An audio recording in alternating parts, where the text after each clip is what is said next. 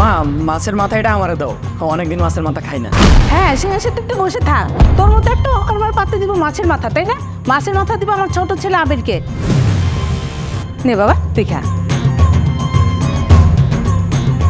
মা, এই টাকাটা তুমি রাখো, বাবার কখন কি লাগে তুমি কিনে দিও। এই নাও। বাবারে, তোর মতো ছেলে পেয়ে আজ যেন অনেক খুশি। তুই আমার একটা লক্ষ্মী ছেলে।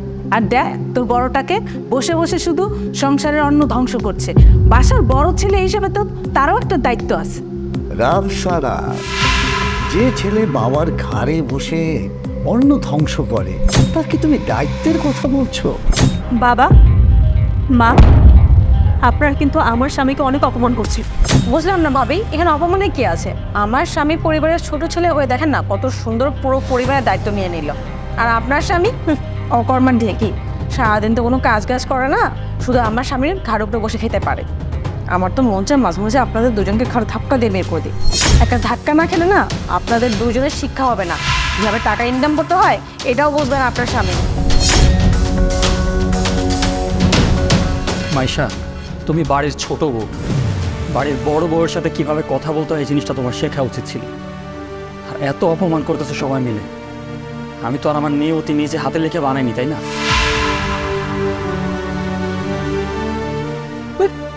আসছে।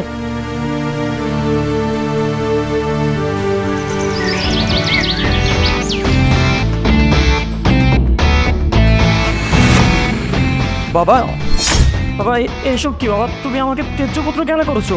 কারণ তোর মতো অকর্মাকে আমি আর পালতে পারবো না।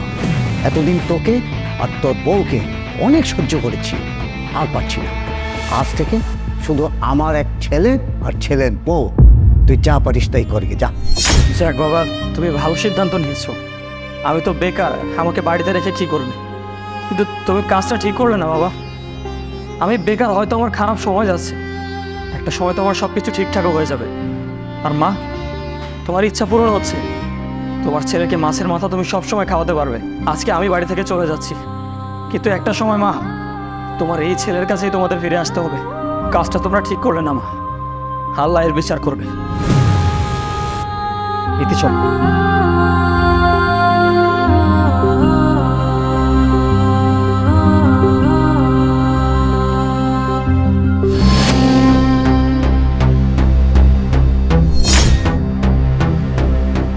বাবারে, তুই আমার মাফ করে দে বাবা।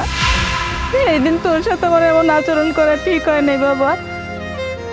তোরে বাড়ি থেকে বাড়ি করে দেওয়ার পর 3 দিন না খেয়ে থাকে মানে আমরা দুইজনে মিলে রাস্তায় নামছি।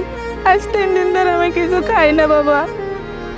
তোর ছোট ভাইরে তাই কইছে বিদেশে আমাকে খোঁজ খবর নেব, আমাকে সয় সম্পত্তি সব নিয়ে বিক্রি করে দিয়ে বিদেশে আর আমাকে খোঁজ খবর নেয় নাই। মা, তোমরা এমন একটা সময় আমাকে বাড়ি থেকে বের করে দিয়েছিলে যে সময়টা আমার পাশে তোমাদের থাকাটা খুব প্রয়োজন ছিল। মা, বাবা, পরিবারের কেউ যদি এরকম একটা সময় পাশে থাকে না, পৃথিবীতে কোনো কষ্টই তাকে ছুঁতে পারে না। কিন্তু এরকম একটা বাজে মুহূর্তে তোমরা আমার পাশে থাকো না। আজকে তোমাদের এই অবস্থা, তোমাদের সেই ছেলে আজকে তোমাদেরকে বাড়ি থেকে বের করে দিয়েছে। আসলে একটা কথা আছে না মা, যে আল্লাহ ছাড় দেয় কিন্তু ছেড়ে দেয় না। তোমরা আজকে তোমাদের পাপের প্রায়শ্চিত্ত করতেছো, আর এই সময় আমাকে তোমরা কোনোভাবে পাশে চেও না। তোমরা ভিক্ষা করতেছো, এটাই তোমাদের সাথে যায়, এটাই তোমাদের পাপের প্রায়শ্চিত্ত। ইতি চলো। দাঁড়াও, তুমি একটা কাজ করো, ওনাদের কিছু টাকা দিয়ে না সাহায্য করো। কারণ ওনাদের মতো গরিবদের কিছু টাকা দিয়ে সাহায্য করে আমাদের মতো কোটিপতির দায়িত্বের ভিতর পড়ে।